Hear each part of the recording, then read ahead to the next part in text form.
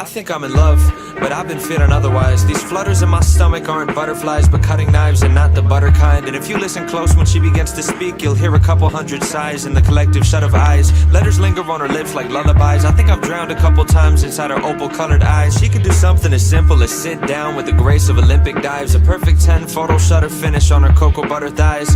Catch her wearing loose pajamas on a Sunday, and she'd overshadow any supermodel on a runway. When she wakes up in the morning, she smells like vanilla essence and a bittersweet recollections of your adolescence. Summer camp and piano lessons and presents you got on birthdays. Orange creamsicles and double plays on first base.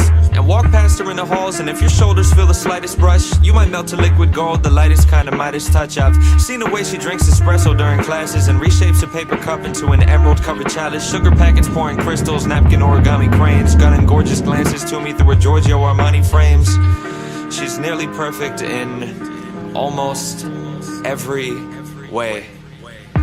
But she's got shit taste in movies. Ask her for her favorite titles, and she always likes to say she's down to go see anything by Shyamalan or Michael Bay. And also she's a psycho in the kitchen, it's a travesty. What kind of fucking monster cooks their pasta in a microwave? And she does this thing where she corrects your grammar if it's wrong, and clicks her tongue and winks and shoots a playful finger gun as if she's won some sort of contest. Empress victor of a conquest, Mrs. Armchair Shrink, let me fix you with a comment. Princess kick you when you're down, worship her to a godhead.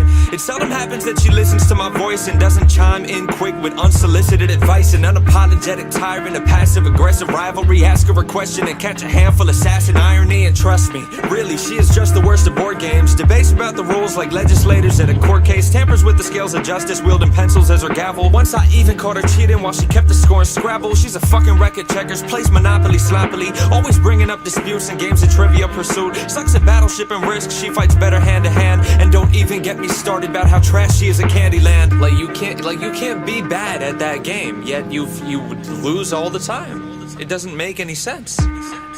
But I'm no Adonis either. Fashion sense abysmal. I've got 2 Nirvana t-shirts that I wear to formal outings, and I've never owned a cardigan. Catch me buying cargo pants at Target from the bargain bin. Drink milk straight out the carton, use my hands to scoop out margarine. Breakfast table etiquette makes up our morning arguments, and I'm not a glass half full kind of guy. Shipwrecked flags half-mast hull kind of guy. I never was an optimist, not too good at compromise. The problem is my ego's far too fragile to apologize, but she always calls me out and takes me down a couple pegs too. It's always nice to have somebody close who double checks you. And honestly, we wouldn't be ourselves if we were different. Yeah, she's clumsy and I'm stupid, those are things that we can live with. Being perfect's unrealistic, either way I like our flaws. The way I crack my knuckles off and the obnoxious way she yawns. The way I stutter when I flirt cause I'm not very good with courtship. The way she's gotta pee the first 10 minutes of a road trip. How when she cuts her pancakes it's in slices, not in squares. The way my daily coffee intake is a crisis, I'm aware. The way I talk in crowded theaters, the way she parks in parallel, the way she goes through pints of